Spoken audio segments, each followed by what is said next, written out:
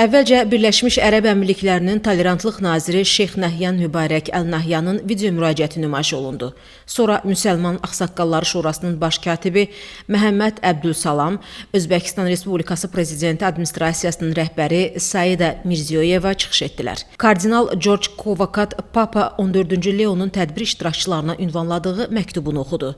Zayed İnsan Qardaşlığı mükafatı barədə video çarx nümayiş olundu. Qadın liderliyi insan qardaşlığının təməlidir adlı panel sessiyada İndoneziyanın keçmiş prezidenti və Zayed mükafatı münsiflər heyətinin üzvü Megawati Sukarnoputri, Livanın birinci xanımı Nehmat Aoun, Kolumbiyanın birinci xanımı Veronika Alexar Garcia çıxış etdilər.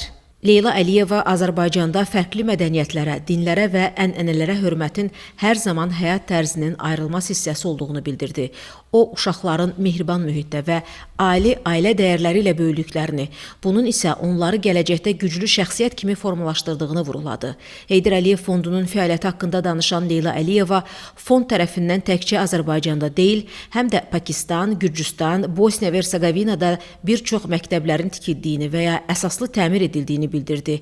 Yeni texnologiyaların inkişafı ilə təhsil sisteminin də dəyişməsinin vacibliyini vurğulayan Leyla Əliyeva bu prosesin artıq başladığını dedi. Leyla Əliyeva qeyd etdi ki, həm valideynlər, həm də müəllimlər uşaqlara daha çox dəyər verməli, onlara hörmətlə yanaşmalı, onları dinləməyi bacarmalıdırlar. Uşaqların sosial medianın mənfi təsirlərindən qorunmağın əhəmiyyətinə toxunan Leyla Əliyeva hazırda Azərbaycanda beynəlxalq təcrübəyə əsaslanaraq yetkinlik yaşına çatmayanları zərərli məlumatlardan qorunmağın yollarının araşdırıldığını bildirdi. Tədbirdə həmçinin Pakistanın birinci xanımı Asifa Bhutto Zardari çıxış etdi.